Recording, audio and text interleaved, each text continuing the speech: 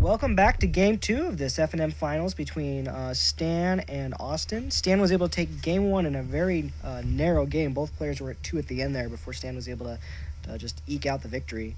Let's see what both players are going to have here. I think Austin's going to want a better start than what he had. Not saying it was... Oh, but he doesn't have a turn 1 go. No turn 1 play. Cavern from Stan. Naming, we have no idea. We don't know. Maybe... I'm assuming either human or angel is my main guess here. Yeah. So you turn to Mortapod, which is pretty powerful in the zombies deck. It just kind of gives them almost like a machine gun effect kind of thing if you can really get your mana going. That's all he needed last game to win. So I guess he did name human because he does play the Delver, which quickly gets shot with the Mortapod, with the germ from the Mortapod. And it just passes. Interesting. Probably has just got like Geralf messengers in hand and has 1 blue instead of the 3 black he needs. It's possible. There is the third swamp. Ooh. Yeah. And it looks like you called the shot. As Stan goes down to 18 off the Geralf's messenger. Your Stan is not happy with the lands he got. Yeah. No, there's the Glacial Fortress. The blue he needs. Did need that. So let's see what he can put down here. He could put down a Geist. He could put down quite a bit, or he could just... Ooh, timely. So Stan goes up to 24 and also gets 3 1/1 guys. So nice little chump blockers for that Geralf's messenger. Yeah. There's his little soldier tokens. Those are cute. And it looks like just says go. Alright. Let's see if Austin, because sometimes with the zombie decks when I played it, like you draw some of the lower guys a little later, a few turns in. If he draws them now, it's pretty good because all Stan has is the soldiers. Looks like he's mulling over his thoughts. Ooh, Killing Wave for 3. Looks like Austin quickly decides he does not want to pay the 3 life to keep the messenger, so it will come back. And we'll deal 2. We'll deal 2, sending Stan down to 22. While Stan does take a quick look at the Killing Wave, see what it does. Looks like he doesn't want to pay any life. Sacks them all. So he just goes down. He doesn't take any damage and loses all of his 1/1s there. But the messenger does come back into play tapped. It's now a 4/3. Well, it was an interesting play there. Like, I'm not sure if that was the play he wanted to make. Maybe it was just something where he didn't have anything else at hand. Wanted to get some damage through a bit faster. Didn't want to give Stan time to kind of build anything back up. Killing Wave is one of those cards, like, it's weird to me because it does seem okay to do it before you attack. Yeah. Yeah, just in case they do chump block, they have more creatures to try to think about whether or not they want to keep or not.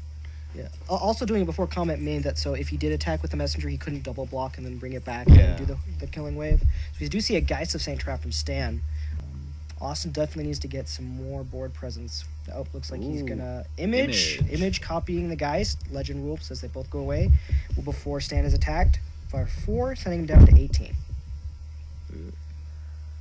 And a Diregraf Ghoul. So starting to build up a little bit more of a board presence. It'll be good. Stan ponders. See if he's got anything in here. Throwing it through, looking at his hand. See what options he can have here.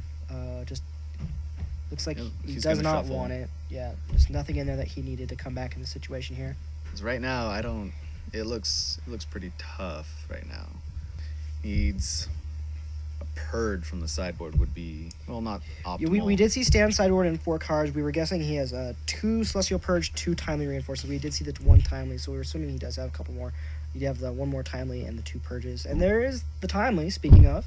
So Stan gains another 6, going up to 24. Gets the 3 more 1/1s. That'll help him stabilize. Plays the Sea-Chrome and passes the turn. Austin thrumming through his hands, seeing what he can do here. The soldiers really just serve as a roadblock, but any amount of time you can gain against the zombies deck is really big, because the deck definitely thrives on winning quickly. Not to say it can't go a long game if it gets good draws, as we do see him swinging here for 6.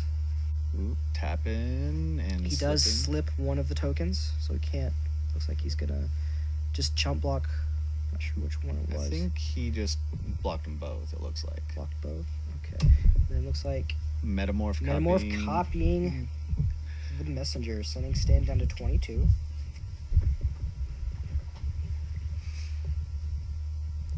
Double messenger on the board is not fun. No, it is not.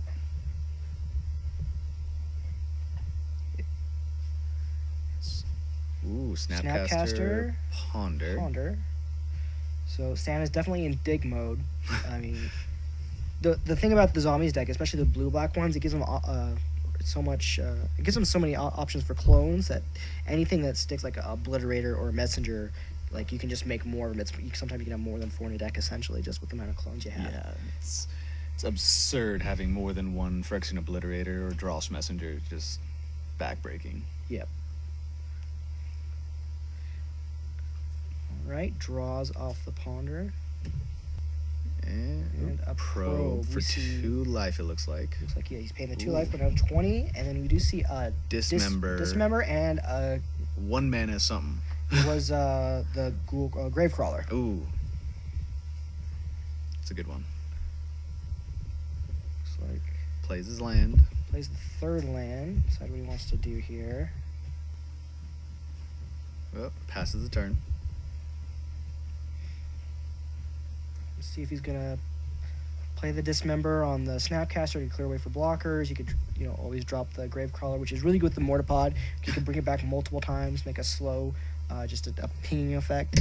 But it can still, just given time. It looks like that's what he's gonna do. Looks like he is gonna do that, and he's gonna shoot the Snapcaster Mage, or at least attempt to, and he does. Then bring it back and recast it from the graveyard. And swings. I'm counting 9. I believe so. Yep. Stan decides whether or not he's got any options here, or otherwise he'll just be taking the damage. Mm-hmm. Ooh. Maybe a Snapcaster. Or, well, I don't know what else. Let's see what he has here. Maybe not. It does look like a Snapcaster from the 2 mana. Yeah. But,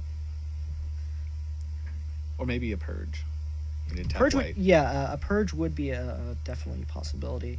It's really good against anything like Messenger or Gravecrawler cards that just keep coming back, so that way you can just use 1 card to get rid of it for good. Mm-hmm. And Snapcaster for no value. Looks like no targets. And then does cast a Vapor Snag. Looks like he loses. Also loses 1, going down to 19 from the snag. Trades with a Diregraf Ghoul, and then takes 4, going down to 16. Yeah, looks pretty good for the zombie player, because